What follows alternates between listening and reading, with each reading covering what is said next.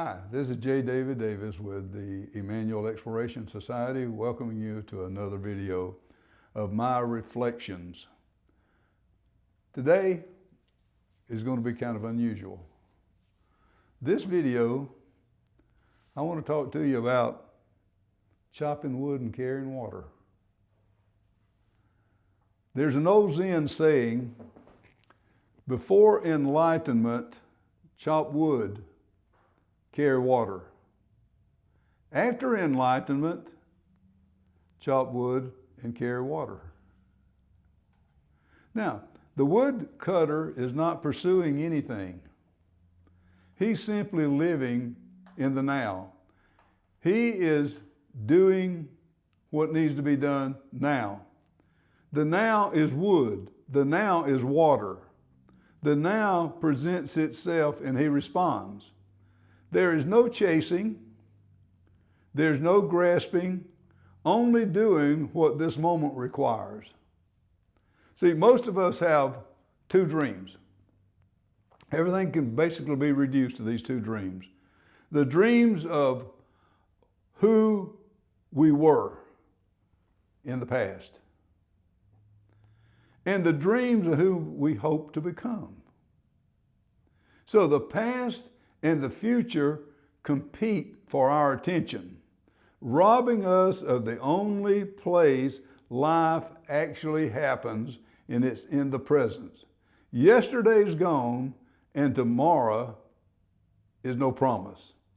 Chopping wood and carrying water is not really about chopping wood and carrying water. It's about the process of emptying ourselves of expectations, attachments, and the constant pursuit of something else. It is learning to give ourselves completely to the work directly in front of us.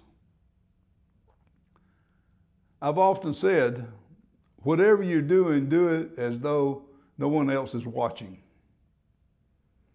Give it everything you have, regardless of the outcome. Do not work for applause, recognition, or reward. The work itself is enough. Let go of all the claims and how it turns out. See, there was time in my life that I thought that if I worked hard enough, loved enough, gave enough, served enough, that people would love me the way I wanted to be loved. Little did I realize until I started chopping wood and carrying water that those were expectations that I had for myself. I've always been kind of neat. Everybody accuses me of being a neat freak. I'm not. But when I realized that in this life, I don't have anything to prove to anyone, and that I'm doing the job that I'm doing to the best of my ability, not to the best of someone else's ability, because there's always someone that can do a better job than you, and I promise you, there's always someone that can do a worse job than you. But any job that we undertake, regardless of how small it may be, we need to do that job the very best we can. Someone was talking to me once, and we were talking about possessions. And I said, well, what would you do if you didn't have any possessions? You lost everything. What if you were reduced to living in the woods? How would you live?